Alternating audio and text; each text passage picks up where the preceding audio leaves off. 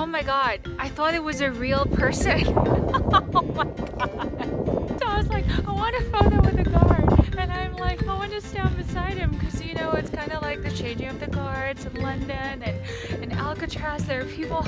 But look, and he's so short. Hello, sir. Selfie. Ah.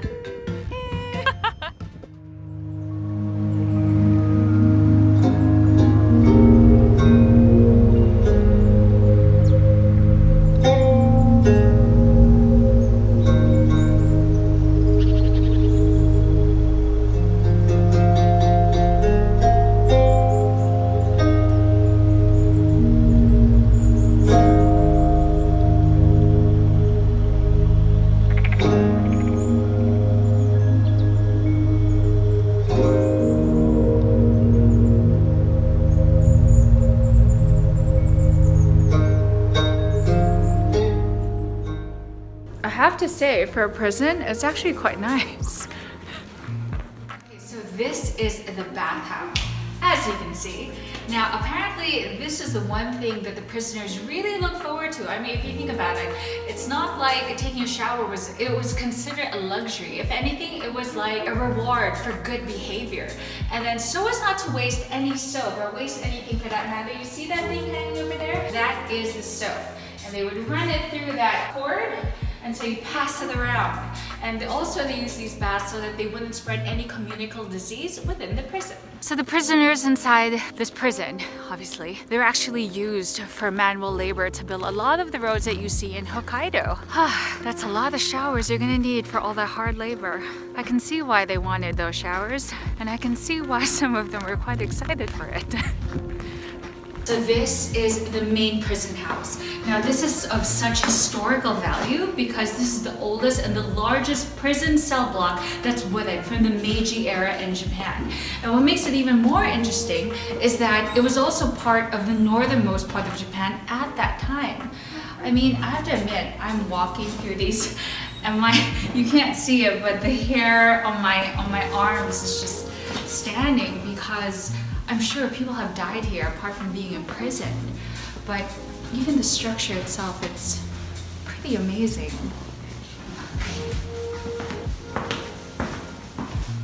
Wouldn't it be creepy that I'm recording something right now and then when I finally do the editing, somebody appears? Look how much snow there is, and right now it's -7 degrees, so I can imagine like these prisoners, there's no way even if they tried to escape could survive the dead of winter, and it gets even colder than this. Wow, it's so cold right now, insane. My phone and my fingers are already starting to freeze. Anyway, so right behind me is a Shinto shrine, and apparently prisoners would come here to pray for safety and for good harvest. So this is the cafeteria. So they're showing how the prisoners would have their meals, and of course it's a very important time for them because having to work so hard in the roads and the farms, they want that meal. And because they are the farmers themselves, they're the ones who grow and harvest those crops, hence why they have that shrine to pray for good harvest. They know exactly the value of a good meal. Alright, so this is the prayer hall, and monks, priests, and pastors would actually volunteer their time so that they could, you know, console the inmates, because ultimately a lot of these prisoners, they have tried to really be sorry for their crimes, and this is a place for rehabilitation and for reparation of sins or crimes, I guess you would say. Guys, seriously, like as I spend more time here, I'm starting to get really freaked out because I thought to myself, holy shit, is that mannequin moving? And then guess what? What the hell? Okay, so we just came from another museum within the museum, and it's actually really quite modern. They're showing like a film of how life was back then without me trying to fall off. I have to say, this place is really cool. Like the way that they even put the mannequins, and no, really guys, this is such a historical, educational, cool way to learn about history of Japan. For you guys who are into this stuff, you're really gonna enjoy this place. Really cool, very, very cool.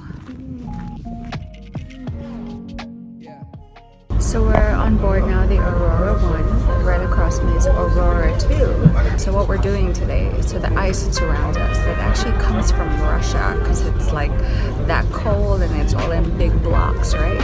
So the whole point of this ship is it's actually going to pierce through or break through the ice, and that's why it's called drift ice. Pretty cool. Okay, everyone's like trying to get a space right now. And we are about to hit the ice. Here we go. We're like shaking. Oh wow. Okay, so I'm gonna try to go outside because there really is nothing like the experience, like the cold and shaking. This is so trippy and dangerous and kind of scary. It's already so cold. Imagine being stuck out here for so long. It's like -9 right now. Ridiculous. That was so awesome. I mean, we were so blessed with such good weather. I mean, there could have been rain, there could have been so much snow, there could have been so much fog, and they would have canceled it. And apparently there are some years where there is no drift ice cruise, but today we were blessed with good weather.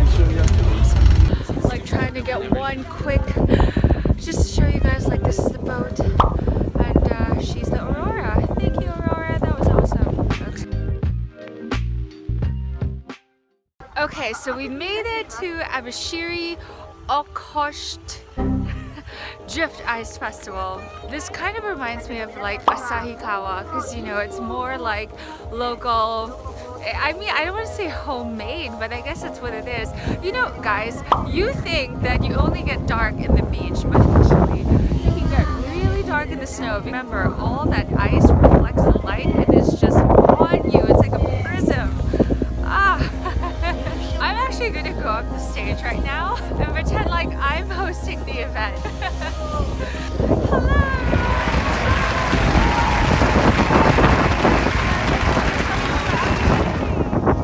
That's a real host over there. This is why I love wearing shades. If you know this, all my photos pretty much on social media when I travel, I'm always in shades. And you guys might think, oh, it's because she's just trying to be a snob and it's for style. No, it's because of times like this when the glare is so bad. My eyes are really sensitive, so like right now I'm crying because my eyes are burning. When the sun is too much, I have a hard time opening my eyes.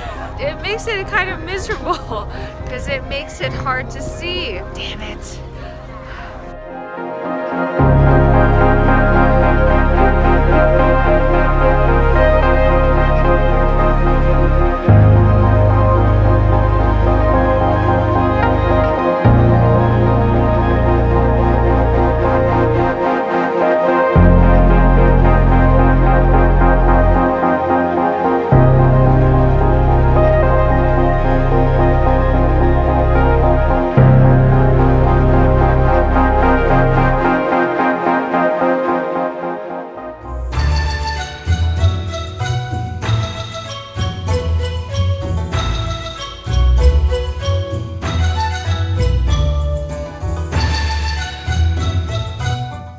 She was gonna torch my food.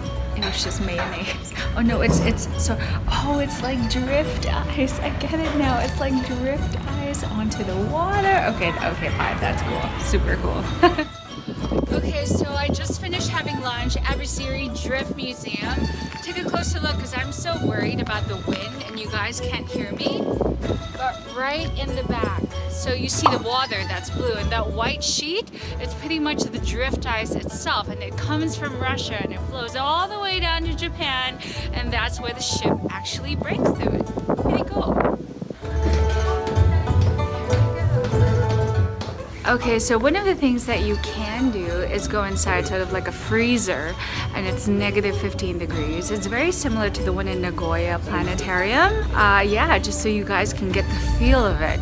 Earlier it was -9 degrees in the water, but now it's -15. Okay guys, I actually did a demo on the other side's already frozen, but you guys can see. It's like super soft.